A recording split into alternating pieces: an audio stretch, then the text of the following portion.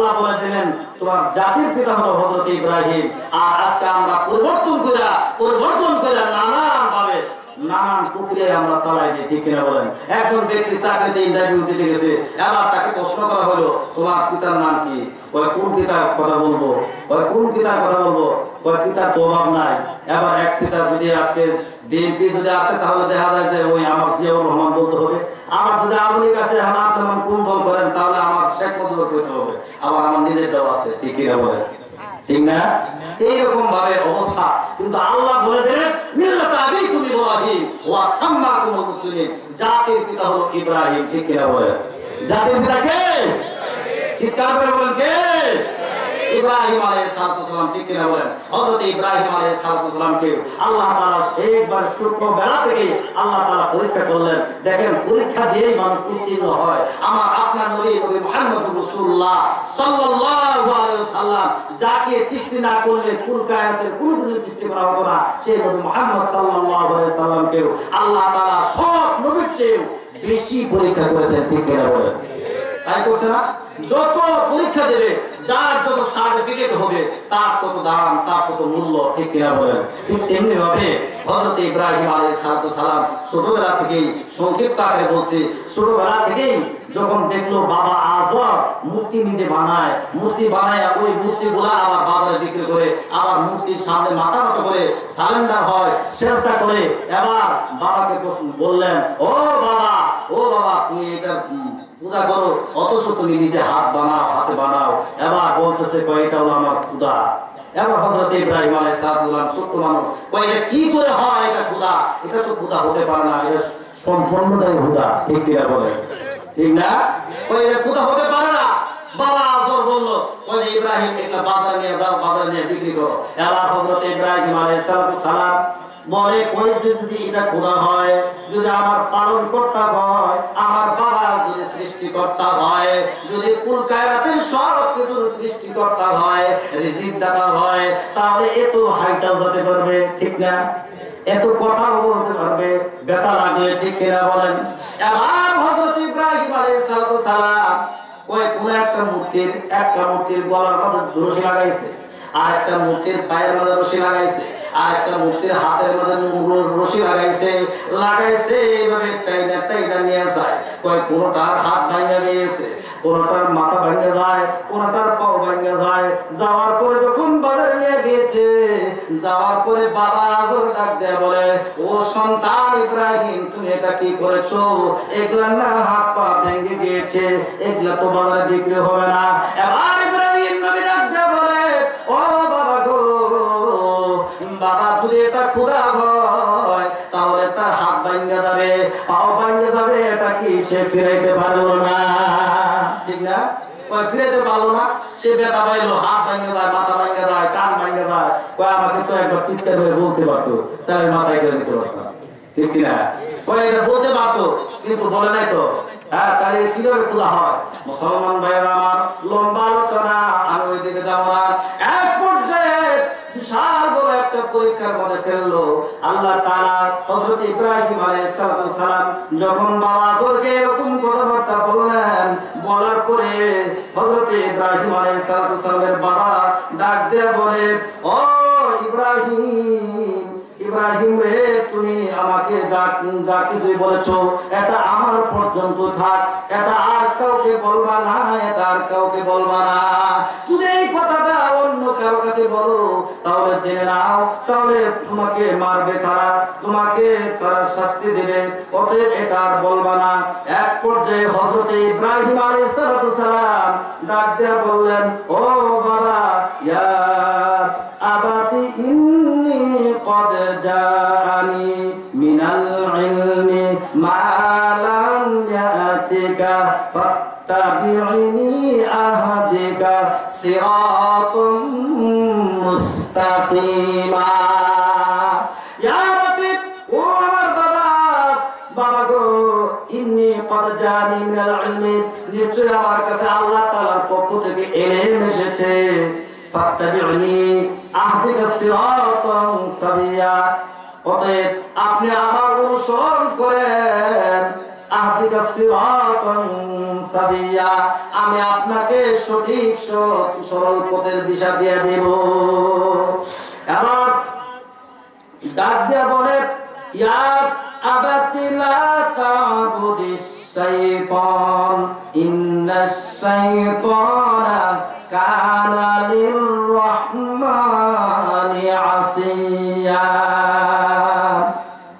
হযরত ইব্রাহিম আলাইহিস সালাম আবার ডাক দিয়ে বললেন, ও বাবা, এই শয়তানের পতঙ্গ অনুসরণ করেন না, ইবাদত বন্দি করেন না, এর সামনে মাথা নত করেন না। ইন্নাশ শাইতানা কানা লির-রাহমানি আসিয়া, নিশ্চয় শয়তান দয়াময় আল্লাহ মেহেরবান আল্লাহ তাআলার অবাধ্য। শয়তান কার অবাধ্য? দয়াময় আল্লাহ তাআলার অবাধ্য। মুসলমান ভাইরা, আজকে এই যে আমাদের আশেপাশে এলাকার মাঝে যত এরকম কি হয়, মূর্তি পূজা হচ্ছে, তারপরে আরো অনেক কিছু হচ্ছে না? তারপরে আপনার এই কি জানি ভয় ওঠানে মেলা হয়, কাছের মেলার মতন মেলা হচ্ছে, কিন্তু এই মেলার মাঝে অধিকাংশ মুসলমানের সন্তান আছে না নাই? আরো আছে না নাই? এই যে মেলাটা, এই মেলাটা কোথেকে আসলো এটা আমার জানা দরকার আছে না নাই? জানবেন ইনশাআল্লাহ। মুসলমান ভাইরা আমার, এক পর্যায়ে আল্লাহর নবী ইব্রাহিম আলাইহিস সালাম বাবাকে বললেন, ইয়া আবাতি ইন্নী আখাফু আন ইয়ামাসসাকা আযাবুন মিনার রহমান ফাতাকুনা লিশ-শাইতানি ওয়ালিয়া। ও বাবা, আমার ভয় হয় গো, আন ইয়ামাসসাকা আযাবুন মিনার রহমান, দয়াময় আল্লাহ মেহেরবান, যিনি দয়া করে বান্দাকে মেহেরবানি করে ভালোবাসে, সেই দয়াময় আল্লাহ সুবহানাহু ওয়া তাআলা তোমাকে, সেই দয়াময় আল্লাহর পক্ষ থেকে তোমাকে শাস্তি দিয়া দিবে। ফাতাকুনা লিশ-শাইতানি ওয়ালিয়া। আর আমার ভয় হয় শয়তান তোমার অভিভাবক হইয়া যাইবে। এবার হযরত ইব্রাহিম আলাইহিস সালাম যখন বাবার থেকে শুরু করলেন, এইভাবে দাওয়াতি কাজ শুরু করে দিলেন, কালেমা দাওয়াত দিতে শুরু করে দিলেন। এবার বাবা ডাকতে বলেন, ক্বালা আরাকিবুন আনতা আন আলিহাতি ইয়া ইব্রাহিম। ও ইব্রাহিম, ক্বালা আরাকিবুন, আরো কিছু বলবানি? যদি বেশি কিছু আমার মূর্তির ব্যাপারে বলো রে, আমার মূর্তির ব্যাপারে বলো, তাহলে শুনে নাও। আনতা আলিহাতি ইয়া ইব্রাহিম লা ইল্লাম তানতাহি লা আরজুমান্নাক ওয়াহজুরনি মালিয়া। তাহলে শুনে নাও, একটা কথা যদি তোমার জবান দিয়ে আমার মূর্তির বিরুদ্ধে কথা বলো, তাহলে আমি আমার সম্পত্তি থেকে তোমাকে ত্যায্যপুত্র করে দেব, অথবা আমি একটা পাথর দিয়ে তোমার মাথা থেতলায়া দেব। এবার হযরত ইব্রাহিম কেমন সন্তান, কয় সন্তান বাবার সাথে রাগান্বিত হলেন না, বললেন ক্বালা সালামুন আলাইহি। বাবা, আপনার প্রতি আল্লাহ তাআলা শান্তি বর্ষিত হোক, বলেন না সুবহানাল্লাহ। বাবার সাথে রাগ করলেন না, বলে দিলেন ক্বালা সালামুন আলাইহি। বাবা, আপনার প্রতি শান্তি বর্ষিত হোক, আপনাকে সালাম। সাস্তাগফিরু লাকা রাব্বি, আর আমার আল্লাহ তাআলার কাছে ক্ষমা চাই যেন আল্লাহ তাআলা আপনাকে হেদায়েত দেয়, আপনাকে আল্লাহ তাআলা ক্ষমা করে দেয়।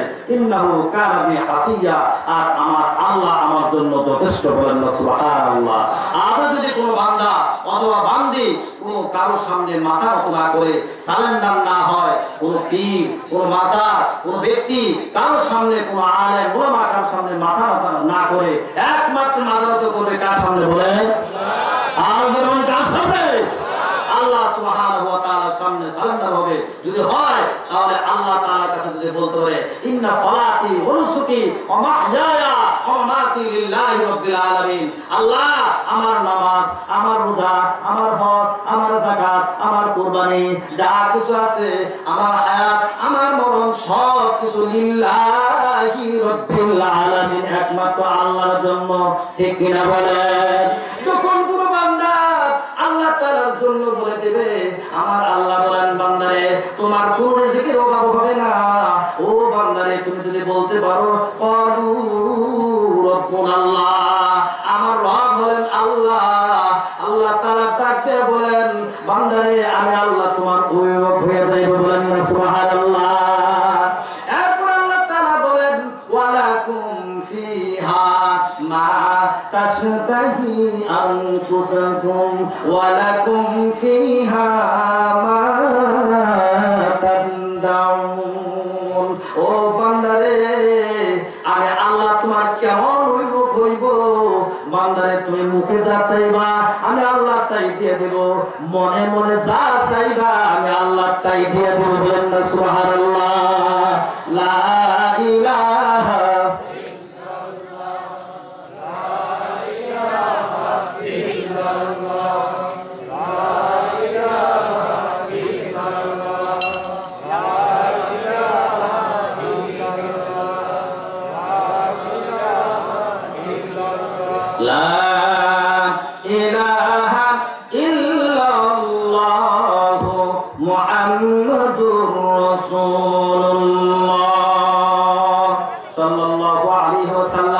মুসলমান ভাইরা আমার লম্বা আলোচনা লম্বা ঘটনা আমি ওইদিকে যাব না লম্বা আলোচনা ওইদিকে যাব না মুসলমান ভাইরা আমার এক পর্যায়ে নবী ইব্রাহিম আলাইহিস সালাম এই সংবাদটা নমরুদের কাছে পৌঁছে গেল নমরুদের কাছে যখন গেল যাওয়ার সাথে নমরুদ ডাক দিয়ে বলে ও ইব্রাহিম তুমি ছোট্ট মানুষ তুমি নাকি আমি ইব্রাহিমকে খোদা বলে ডাকো না তুমি নাকি আমি নমরুদকে খোদা বলে বিশ্বাস করো না তুমি নাকি স্বীকার করো না আর ইব্রাহিম আলাইহিস সালাম নমরুদের সামনে দেবতুহীন ভাষায় ডাক দিয়ে বলেন কয় জি হুজুর আপনাকে আমি খোদা বলি না কারণ হলো খোদা তো এমন যিনি বলেন যিনি আপনার খোদা যিনি আমার খোদা যিনি তামাম পৃথিবীর সব কিছুর খোদা থেকে না বলে এবার নমরুদ ডাক দেব ইব্রাহিম বলো তোমার খোদা কি করতে পারে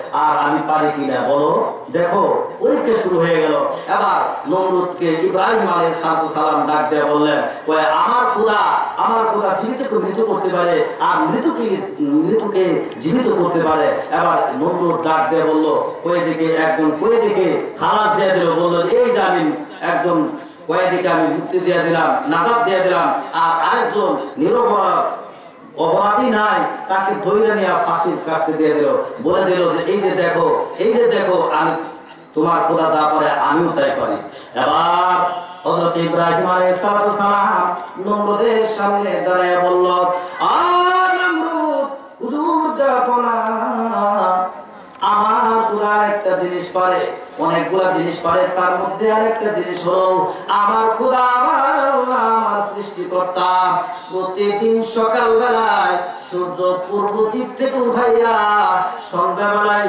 পশ্চিম দিকে নিমজ্জিত করে ফেলে ডুবাইয়া দেয় অতএব আপনি যদি খোদা দেখান এবার পশ্চিম দিক থেকে সূর্য উঠাইয়া সন্ধ্যা বেলায় পূর্ব দিকে ডুবাইয়া দেখা এবার বলে কই না এটা তো পারবো না পারবে নাকি কই আমার দেখো হ্যাঁ কই এটা তো পারি না কই সব কিছু পারলাম খালা দিয়ে পারলাম কিন্তু এটা তো অসম্ভব কই তাহলে কি করা যায় কই ওই মূর্তি পরিষদে যারা ছিল এবার তারা ডাক দেয় বলে ক্বালু হাররিকুহু ওয়ানসুরু আলিহাতাকুম সকল মানুষ ডাক দেয় বলে হুজুর নমরুদকে ডাক দেয় বলে হুজুর একটা কাজ করা হোক আর হাররিকুহু কয় এই ইব্রাহিমকে ছোট্ট বালককে অগ্নিকুণ্ডের মাঝে আগুনের মাঝে নিমজ্জিত করা হোক আগুনের মাঝে পুরাই দেওয়া হোক ফেরাই দেওয়া হোক এবার তাদের ডাকে সাড়া দিয়া নমরুদ ডাক দেয়া বলতেছে ওই আগুনের মাঝে যেহেতু ফেলে দেবে তাহলে রাজপ্রাসাদের সকলকে নির্দেশ দিয়ে দিল লাকড়ি সংগ্রহ করার জন্য লাকড়ির দিনভর লাকড়ি সংগ্রহ করলেন 40 দিন পর্যন্ত লাকড়ি সংগ্রহ করলেন এত লাকড়ি সংগ্রহ করলেন করার পরে যখন আগুন প্রজ্বলিত করলেন জ্বালিয়ে দিলেন এবার এত আগুন হলো 1.5 মাইল দূর থেকে তার তাপ পাওয়া যায় তার কাছেও যেতে পারে না এবার ইব্রাহিমকে কিভাবে আগুনের কুণ্ডলের মধ্যে ফেলবে ঠিক কিনা বলেন এক পর্যায়ে বলতেছে শেখুন কাবিরু শয়তান একটা বৃদ্ধ বয়স্ক হইয়া, জুব্বা একটা না পইরা, পাগড়ি একখানা মাথায় দিয়া, সুন্দর করে একটা লাঠি লইয়া আস্তে আস্তে ফুটফুটায় চলে আসছে। আয়েশা বলতেছে, হুজুর কয় আমার একটা বুদ্ধি আছে। কয় কি বুদ্ধি? কয় একটা চরক লাগাও, চরক বানাও, একটা মেলা তৈরি করো, চরক বানাও আর মেলার ব্যবস্থা করে ফেলো। মেলা তৈরি করলে কি হবে? কয় এখানে মানুষ আসবে, ওই মানুষ আসবে, ওই মানুষ তাদেরকে নিয়ে তারপরে তোমরা কি করতে পারবে? সামনে অগ্রসর হতে পারবা। এই কথা বললেন। বলার পরে তারপরে একটা মেলার ব্যবস্থা করা হলো, মেলার তৈরি করা হলো। আজকে সেই উৎকাশের মেলা, সেই বিশাল বড় একটা মেলা তৈরি করা হলো। সেখান থেকে মেলা শুরু হইয়া আজও পর্যন্ত মেলা আছে না নাই? আরো আছে নাই? কিসের বিরুদ্ধে মেলা শুরু হইলো? ওই শয়তানে বললো একটা মেলা তৈরি করেন, এখানে মানুষ আসবে, আসার পরে এখানে চরক গাছ তৈরি করেন, আর একটা চরক এমন চরক হবে এরকম একটা লাঠি থাকবে উপরে, একটা খুঁটির উপরে এরকম একটা লাঠি থাকবে, এই মাথায় থাকবে ইব্রাহিম, আর এই মাথায় মানুষ ধইরা তাকে ইব্রাহিম নবীকে উঁচু করবে। উঁচু করার পরে আস্তে করে সে লাঠি কুণ্ডলের মধ্যে ফেলবে। এই চিন্তা করলেন। চিন্তা করার পরে ইব্রাহিম আলাইহিস সালামকে যখন বাঁধার পরে এবার দুনিয়ার সমস্ত মানুষ, নমরুদ বাহিনী যত মানুষ আছে সমস্ত মানুষ মিলা ইব্রাহিম আলাইহিস সালামকে ওই চরকের এক মাথায় বাঁধছে আর আরেক মাথায় ধরে টানে, কিন্তু কেউ আর লড়াইতে পারে না। কারণ আল্লাহ তাআলার সাহায্য, আল্লাহ তাআলার মেহেরবানি, আল্লাহ তাআলার দয়া, আল্লাহর রহমত। ঠিক কিনা বলেন? এবার শয়তান দূরে আছে। আয়েশা বলতেছে, কয় জানো কয় কেন উড়াইতে পারে না? এখানে হলো আল্লাহর রহমতের ফেরেশতা নবী ইব্রাহিম আলাইহিস সালামকে এইভাবে টাইনা ধরে আছে। কয় তাহলে কি করা যায়, কিভাবে তাকে উঠানো যায়? কয় তাহলে সমাজের মধ্যে ঘোষণা দিয়ে দাও যেন যুবক যুবতী নারী যাদের সতীচ্ছেদ হয় না, যুবতী মেয়ে যাদের বিয়ে হয় না এখন পর্যন্ত, এইরকম মেয়ে ধৈরা আইনা এখানে উলঙ্গ অবস্থায় তাদেরকে জিনার কাজে লাগাই দাও। আর সাথে সাথে এই অবস্থা দেখে রহমতের ফেরেশতা চাইনা দেবে। আর তাই করা হলো। যখন জিনার কাজ শুরু হয়ে গেল, যুবক ছেলেরা যখন জিনার কাজে লিপ্ত হয়ে গেল, সাথে সাথে এবার চরক গাছ উপরে উঠে গেল, ইব্রাহিম আলাইহিস সালাম উপরে উঠে গেল। এবার ওই শয়তান বলতেছে, কয় আরেকটা কাজ করো। কাজটা কি? কয় কাজটা হলো এই যে যুবক যুবতী মিলন হওয়ার কারণে যে রক্তপাত হয়ে গেল, এই রক্তটা নিয়া সুন্দর রমণী রূপসী মেয়ের কপালের মধ্যে লাগাই দাও। সৌন্দর্যের আরো সৌন্দর্য বৃদ্ধি পাবে। বলেন না নাউজুবিল্লাহ। এই সেখান থেকে কপালের টুপা, এই আপনার টিপ চলে আসলো। ও মা, আজ থেকে আমরা মুসলমান, আজ থেকে অঙ্গীকার করবো আর কোনদিন টিপ দিব পারবো ইনশাআল্লাহ। আমার মেয়েকে দিতে দেব না, আমার স্ত্রীকে দিতে দেব না, আমার মেয়েকে দিতে দেব না, আমার বোনকে দিতে দেব না। ইনশাআল্লাহ আমরা চাইলে পারবো না ইনশাআল্লাহ। ও মুসলমান ভাইরা আমার, এক পর্যায়ে যখন উঠানোর পরে যখন চরকের উপরে উঠে গেল ইব্রাহিম, এমন সময় হযরত জিবরাইল এসে ডাকে বলে, ইব্রাহিম গো একবার বলেন আমার কাছে, বলেন আমার 70,000 পাখা আছে, একটা পাখা দিয়ে আগুনের কুণ্ডলী ধাক্কা দিয়ে শেষ করে দেব। ইব্রাহিম নবী ডাক দেয়া বলে, যে আল্লাহ তাআলা আমার মালিক, যে আল্লাহ তাআলা আমার খালেক, যে আল্লাহ তাআলা আমাকে সৃষ্টি করেছে, যে আল্লাহ তাআলা হলো হায়াতের মালিক, যে আল্লাহ তাআলা হলো রিজিকের মালিক, আমি ওই আল্লাহ তাআলার প্রতি মানেছি। আমি দুনিয়ার কারো কাছে সাহায্য চাই না, একমাত্র সাহায্য চাই কার কাছে? বলে আল্লাহ তাআলাকে দেখতেছে না? এবার আল্লাহ তাআলা ডাক দিয়ে বলে, কুল্লা ইয়া নারু কুনি বারদাও ওয়া সালামান আলা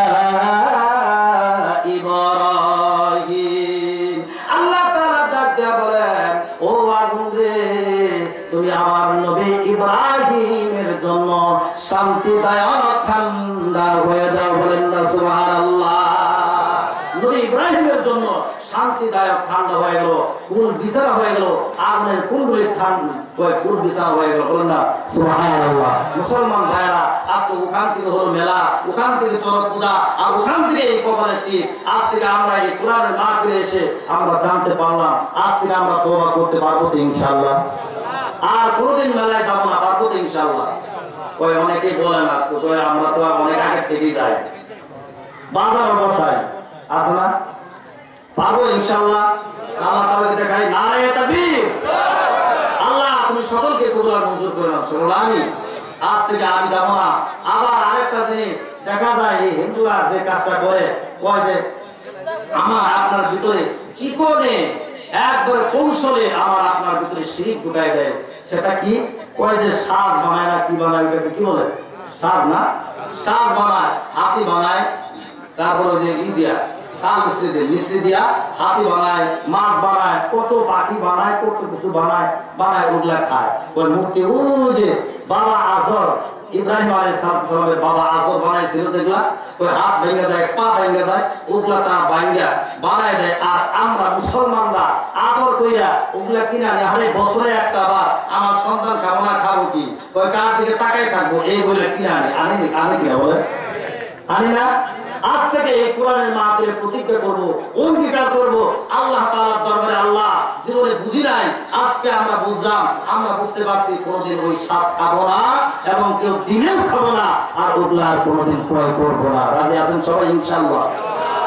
আল্লাহ তাআলা তৌফিক, আল্লাহ তাআলা কবুল মঞ্জুর করেন। সেগুলো আমি একটু জিকির করি, লা ইলাহা ইল্লাল্লাহ, লা ইলাহা লা ইলাহা ইল্লাল্লাহ মুহাম্মাদুর রাসূলুল্লাহ।